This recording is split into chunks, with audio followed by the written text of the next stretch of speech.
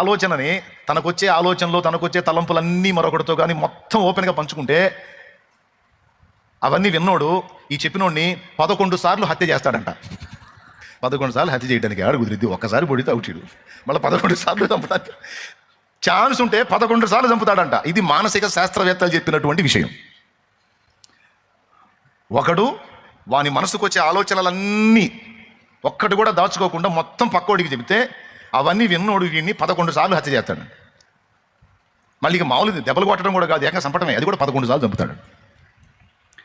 అంటే దీన్ని బట్టి మీకేమర్థమైంది? ఒక మనుషుని హృదయంలో నుండి, శరీరమును బట్టి మనుషుని హృదయంలో నుండి కలిగేటువంటి ఆలోచనలు ఎంత దరిద్రంగా ఉంటాయంటే యేసు ప్రభు చెప్పాడు. బయట నుండి మనం తినే ఆహారము మరుసటి రోజు బహిర్భూమిలో విడవబడుతుంది. కాబట్టి బయట నుండి లోపలికి వెళ్ళేది మనిషిని అపవిత్రపరచదు. నువ్వు అది తినొద్దు, ఇది తినొద్దు కాదు, ఏది తిన్నా సరే మరుసటి రోజుకి బహిర్భూమిలో విడవబడుతుంది. అది లోపలికి ఉండి అపవిత్రపరిచేది ఏమీ లేదు. కానీ మనుషుని హృదయంలో నుండి వచ్చునవే మనుషుని అపవిత్రపరచును అన్నాడు. మనుషుని లోపల నుండి వచ్చేవే మనుషుని అపవిత్రునిగా చేస్తాయి అన్నాడు. అవి జారత్వములు, దురనురాగములు, దురభిమానములు, దురభిప్రాయములు, ద్వేషములు, అసూయలు, కక్షలు, చాలా విషయాలు చెప్తాడు ఆయన. వ్యభిచారములు, వేశ్యాగమనములు, ఇవన్నీ లోపల నుండి వస్తాయి. నరహత్యలు, క్రోధములు, ఇవన్నీ కూడా లోపల నుంచి వస్తాయి. అవి మనుషుని అపవిత్రపరుస్తాయి తప్ప బయట నుంచి మనం తినే ఆహారం లోపలికి పోయి మనం అపవిత్రం చేసేది ఏమి లేదు నాయన. ఎలాంటి పదార్థం తిన్నా మరుసటి రోజుకి క్లీన్ అయిపోయింది. కానీ ఈ లోపల నుంచి ఉత్పత్తి అవుతున్న చూడు దరిద్రాలు, ఇవి మనుషుని ఆమూలాగ్రం అపవిత్రుని చేస్తాయి అనేది యేసయ్యే చెప్పిన విషయం. అక్కడెక్కడో ఉంటుంది, సువార్తలో చూసుకోండి. యూదులకేమో ప్రధాన యాజకుడు ఉన్నాడు, సమరయునికి ఎవరు ఉన్నారు? సమరయునికి ఉన్నది ఎవరు లేరు, సమరయునికి ఉన్నది యేసే. అందుకే వాళ్ళకి యాజకుడు వాళ్ళ పాళ్యంలో ఉంటే, నా యాజకుడు నువ్వేనయ్యా, నా రాజువు నువ్వేనయ్యా, నా రక్షకుడివి నువ్వేనయ్యా అని పరిగెత్తుకుంటూ వచ్చి ఆయన పాదాల మీద పడ్డాడు. పడి ఏడుస్తున్నాడు. ఆ జబ్బు చేత కొన్ని సంవత్సరాలు సఫర్ అయ్యాడు. ఇప్పుడు అతని సంతోషానికి అవధులు లేవు. ప్రభువా నీకు స్తోత్రమయ్యా అని గొప్ప శబ్దంతో ఎలుగెత్తి కేకలు వేస్తూ వచ్చి ఆయన పాదాలు పట్టుకున్నాడు. గమనించండి, యేసు ప్రభు వాని చూసి సంతోషపడ్డా మళ్ళా వెనక్కి చూశాడు. 10 మంది కదా నన్ను ఎదుర్కొంది, 10 మంది శుద్ధులైరి కారా, 10 మంది బాగుపడలేదా, 10 మందికి స్వస్థత రాలేదా? ఒకవేళ 10 మందికి స్వస్థత వస్తే ఈ అన్యుడు తప్ప మళ్ళా తిరిగి నా ఎద్దకు వచ్చిన 9 మంది లేరే అని వారి విషయమై ఆయన బాధపడ్డాడు. బాధపడి సరే వాళ్ళు యాజకుడి కోసం వెళ్ళారు, లేపోని నువ్వు తిరిగి వచ్చావు నాయన, నీ విశ్వాసమే నిన్ను స్వస్థపరిచింది అని ప్రభు ఆయన దీవించాడు ఆ సమరయుణ్ణి. ఇది జరిగిన స్టోరీ. ఇందులో మనం గుర్తించదగ్గ కొన్ని పాఠాలు ఉన్నాయి ప్రియులారా. కొద్ది మాటలు చెప్పి నేను ముగిస్తాను. మిమ్మల్ని ఎక్కువ ఇబ్బంది పెట్టదలుచుకోలేదు. కొద్ది మాటలు బాగా వినండి. మనకి 2 రకాల జబ్బులు ఉంటాయి. ఒకటి శరీరానికి సంబంధించిన జబ్బు, శరీరానికి వచ్చే జబ్బు. 2 శరీరము నుండి వచ్చే జబ్బు.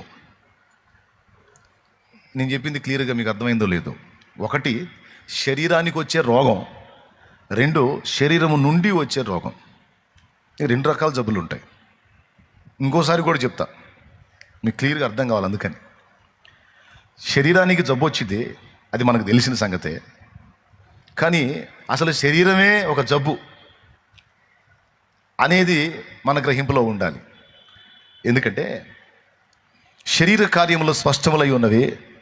అవేవనగా జారత్వము, అపవిత్రత, కాముకత్వము, విగ్రహారాధన, అభిచారము, వ్యభిచారము, ద్వేషములు, విమతములు, అసూయలు, మత్తతలు, కక్షలు, భేదములు, అల్లరితో కూడిన ఆటపాటలని ఒక గొప్ప అయితే ఉన్న ఈ శరీరం ఉత్పత్తి చేసే దరిద్రాలు.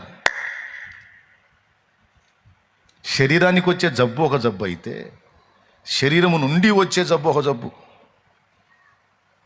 ఈ శరీరానికి వచ్చే జబ్బులు అన్నీ అపవిత్రమైనవి కావు, కానీ కుష్ఠరోగం లాంటివి అపవిత్రమైనటువంటి జబ్బులుగా పరిగణించబడతాయి. ఇది శరీరానికి వచ్చే జబ్బులు. కానీ ఈ శరీరం నుండి వచ్చే జబ్బు ఉంది చూడు, మొత్తం దరిద్రమే. అర్థమైందా? ఈ శరీరం నుండి ఉత్పత్తి అయ్యే జబ్బు ఉంది చూడు, ఎన్ని రకాలు వస్తాయి, అన్ని రకాలు మొత్తం అపవిత్రమైనవి, ఒక్కటి కూడా పవిత్రమైనది లేదు. శరీరానికి వచ్చే రోగాల్లో కొన్ని రోగాలు, కుష్ఠరోగం లాంటి రోగాలు అపవిత్రమైన జబ్బులని పరిగణించబడతాయి. కొన్ని రోగాలు మామూలు రోగాలే, ఫ్యామిలీ కూడా ఉండి సపోర్ట్ చేస్తారు, ఆదరిస్తారు, ఉపచారం చేస్తారు, పరిచర్య చేస్తారు. కానీ కొన్ని జబ్బులు వస్తే, కరోనా లాంటి జబ్బు వస్తే సొంత ఫ్యామిలీ కూడా ఇక అడ్రస్ ఉండరు.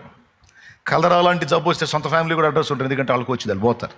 కుష్ఠరోగం ఒకటి, కరోనా ఒకటి, కలరా ఒకటి. కొన్ని అపవిత్రమైనటువంటి రోగాలుగా పరిగణించబడతాయి, అంటరాని జబ్బులుగా పరిగణించబడతాయి. 2, 3, 4, 5 ఉంటాయి అంతే. కానీ శరీరం నుండి ఉత్పత్తి అయ్యేటువంటి రోగాలు ఎన్ని రకాలు చెప్పాడు, అన్ని రకాలు దరిద్రమే. ఒక్కటి కూడా పవిత్రమైనది లేదు, మొత్తం అపవిత్రమైనవే. రైట్, ఈ 3వసారి చెప్పాను, క్లియర్గా అర్థమైంది అనుకుంటున్నా. ఇక్కడ గమనించాల్సిన విషయం ఏంటంటే, యేసు ప్రభు ఆజ్ఞాపించినప్పుడు శరీరానికి సంబంధించిన జబ్బులు తక్షణమే వదిలిపెట్టి వెళ్ళిపోయినాయి. కొంతమంది చచ్చిన వాళ్ళు బ్రతికారు, కొన్ని రోగాలు ఆయన మాట మాత్రం సెలవిస్తే వదిలిపెట్టి వెళ్ళిపోయినాయి, కొన్ని దయ్యాలను గద్దిస్తే వెళ్ళిపోయినాయి. కానీ ఈ కుష్ఠరోగం విషయంలో వీళ్ళ దగ్గర ఒక ప్రత్యేకమైన పని చేశాడు ఆయన. వాళ్ళని ముట్టడం కానీ వాళ్ళకి ఇంకొక రకంగా చేయటం కానీ చేయలేదు. వాళ్ళ దూరంలో ఉండగానే మీరు వెళ్ళి యాజకుని కనపరుచుకొని మీరు వెళ్ళండి అన్నాడు. వెళ్ళండి అంటే మీరు నడవండి, నేను చెప్తున్నాను కదా, మీరు ముందుకు వెళ్ళిపోండి. వెళ్తే ఏమైద్దో చూడండి, పోండి. నేను చెప్పాను కదా, నా మాట చొప్పున నడవండి, నా మాట చొప్పున నడవండి. నేను చెప్తున్నాను కదా, పదండి అంటే వాళ్ళు వెళ్తూ ఉండగానే అన్ని సంవత్సరాల రోగం అడ్రస్ లేకుండా పోయింది. ఇప్పుడు మనకు కూడా, మనలో ఇంతమంది కూర్చున్నా ఈరోజు ఇక్కడ, భౌతికంగా ఈ శరీరానికి సంబంధించిన సమస్యలు కొన్ని మీరు ఎదుర్కొంటూ ఉండొచ్చు. శరీర రోగాలు కావచ్చు, శరీర అవసరాలకు సంబంధించి చేసుకున్న అప్పులు తిప్పలు కావచ్చు, ఈ శరీర అవసరాల కోసం ప్రయత్నం చేసే ప్రయత్నాలు కావచ్చు. ఇట్లా శరీరానికి సంబంధించి కొన్ని సమస్యలు మనందరం ఫేస్ చేస్తున్నాం. ఎవరికి తగ్గ బాధలు, ఎవరికి తగ్గ సమస్యలు వాళ్ళకు ఉన్నాయి. ఎంతమంది ఒప్పుకుంటారు? ఈ శరీరానికి సంబంధించి సమస్యలు ఉన్న వాళ్ళందరూ చేతులు ఎత్తండి. ఎవరో ఒకళ్ళకి ఏదో ఒక విధమైన సమస్య, అందరికి, ఇంతమందికి, ప్రతి ఒక్కరికి ఎవరికి తగ్గ సమస్యలు ఈ శరీరానికి సంబంధించి వాళ్ళకు ఉన్నాయి. దేవుడు ఒక మాట సెలవిస్తే అది క్షణాలలో, నిమిషాలలో వదిలేస్తుంది ఆ సమస్య, అది తొలగిపోతుంది. కానీ శరీరానికి వచ్చిన సమస్యలు ప్రభు ఒక్క మాట సెలవిస్తే తక్షణమే విడిచి వెళ్ళిపోతాయి. కానీ ఈ శరీరం నుండి వచ్చే సమస్యలు ఉన్నాయి చూడు, అవి ఎంత తిప్పలు పడ్డా వదలటల్లా. ఇప్పుడు పాయింట్ అర్థమైందా మీకు? దేవునికి స్తోత్రం. శరీరానికి వచ్చిన జబ్బుని ఒక్క మాట సెలవిస్తే తక్షణమే అది వదిలిపెట్టి వెళ్ళిపోయింది. కానీ శరీరమే ఒక జబ్బు అన్నాను, శరీరం నుండి వచ్చాయన్నీ అపవిత్రమైనవి అన్నాను. ఈ దరిద్రాలు ఏవైతే ఉన్నాయో ఇవి ఎన్ని తిప్పలు పడ్డా సరే పోట్లా. 2 రోజులు బాగుంటే 3వ రోజు మళ్ళీ ఏదో ఒకటి కనపడతానే ఉంది. ఈ ధర్మ సందేహం ఎంతమందికి ఉంది?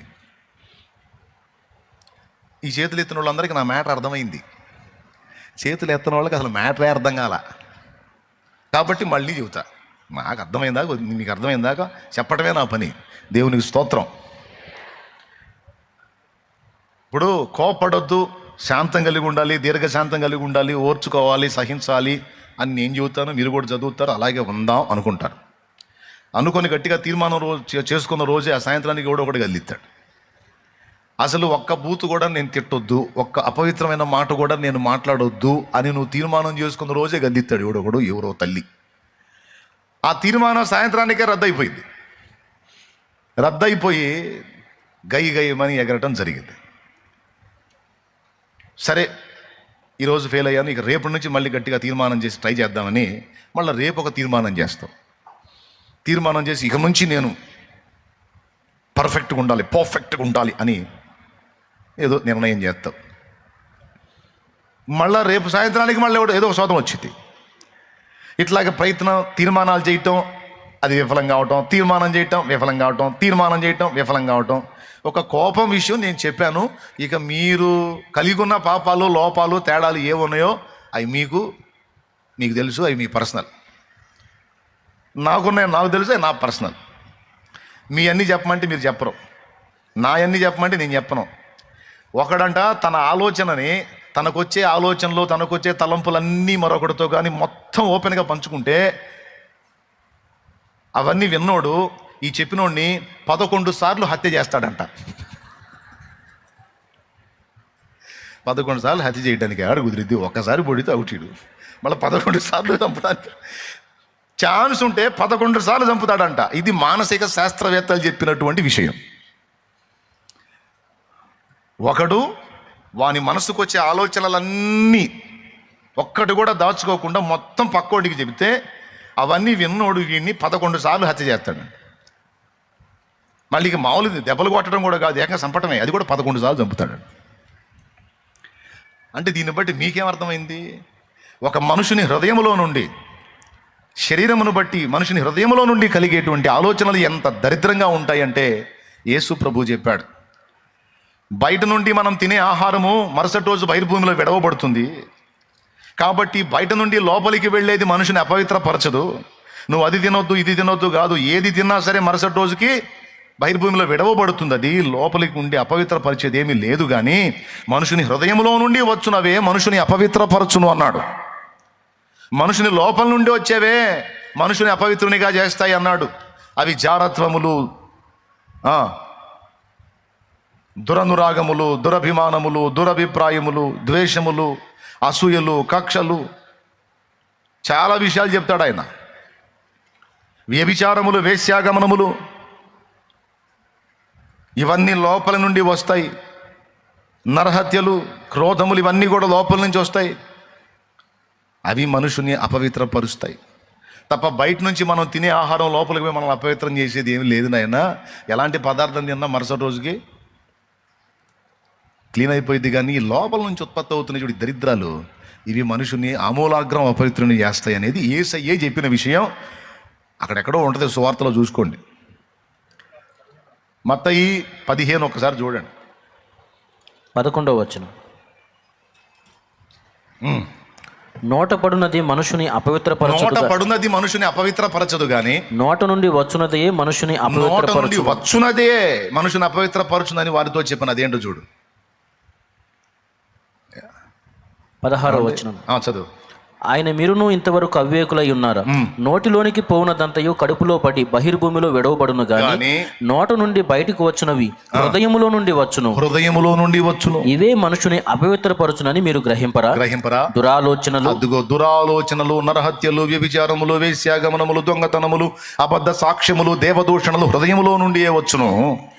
ఇవే మనుషుని అపవిత్రపరచును గాని చేతులు కడుక్కొనక భోజనము చేయటం మనుషుని అపవిత్రపరచుదని చెప్పాను. అది అపవిత్రతకు కేంద్ర స్థానం ఎక్కడుంది? మన లోపలే ఉంది. హృదయము వ్యాధితో నిండిన కపట కేంద్రము, దానిని గ్రహించుట ఎవరి సాధ్యము?